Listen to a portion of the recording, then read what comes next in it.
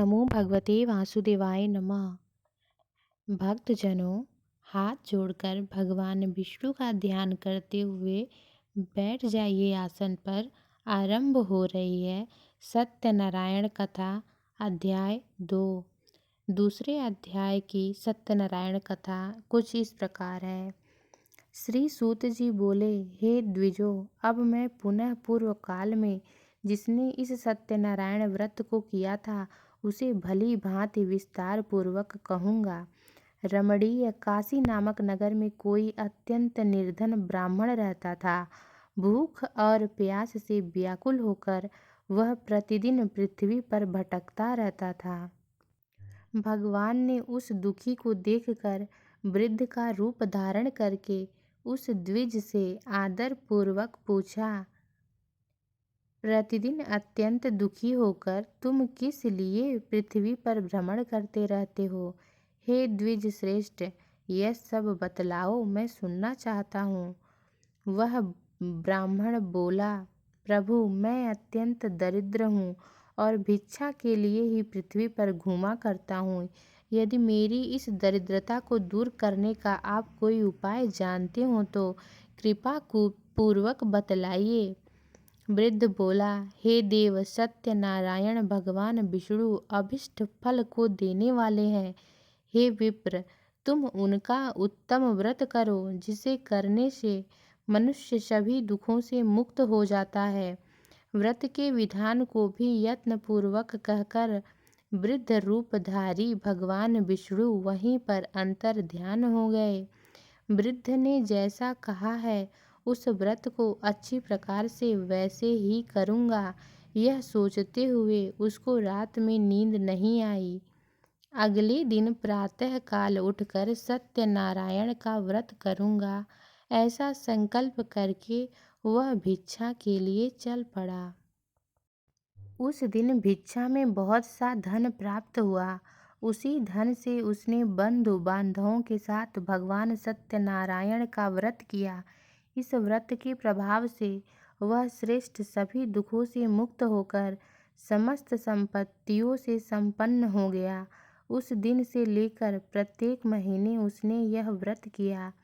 इस प्रकार भगवान सत्यनारायण के इस व्रत को करके वह श्रेष्ठ सभी पापों से मुक्त हो गया और उसने दुर्लभ मोक्ष पद को प्राप्त किया। हे विप्र, पृथ्वी पर जब भी कोई मनुष्य श्री सत्यनारायण का व्रत करेगा उसी समय उसके समस्त दुख नष्ट हो जाएंगे। इस प्रकार भगवान नारायण ने महात्मा नारद जी से जो कुछ कहा मैंने वह सब आप लोगों से कह दिया। आगे अब और क्या कहूँ। हे मुने, इस पृथ्वी पर उससे सुने हुए इस व्रत को किसने किया, हम वह सब सुनना चाहते हैं। उस व्रत पर हमारी श्रद्धा हो रही है। श्री सूत जी बोले, मुनियों, पृथ्वी पर जिसने यह व्रत किया उसे आप लोग सुने।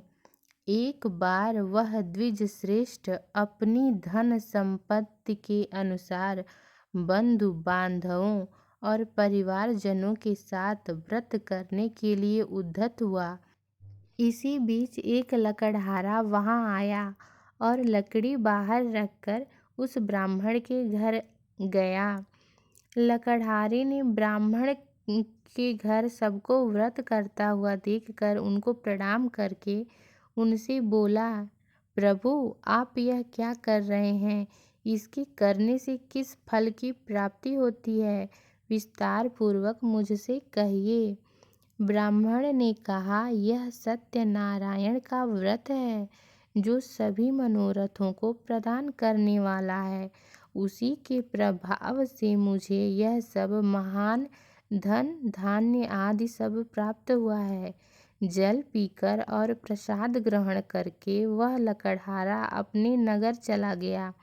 सत्यनारायण देव के लिए मन से ऐसा सोचने लगा कि आज लकड़ी बेचने से जो धन प्राप्त होगा उसी धन से भगवान सत्यनारायण का श्रेष्ठ व्रत करूँगा।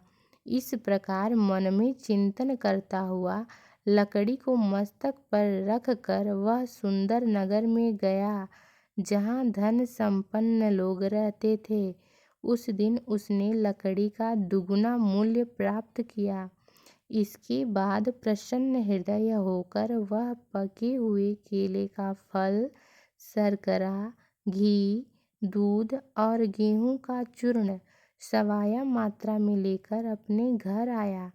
उसके बाद उसने अपने बांधवों को बुलाकर विधि विधान से भगवान श्री सत्यनारायण का व्रत किया। उस व्रत के प्रभाव से वह धन पुत्र से संपन्न हो गया और इस लोक में अनेक सुखों का उपभोग कर अंत में सत्यपुर अर्थात वैकुंठ लोक चला गया। इसी के साथ सत्यनारायण कथा का दूसरा अध्याय समाप्त होता है। बोलिए सत्यनारायण भगवान की जय।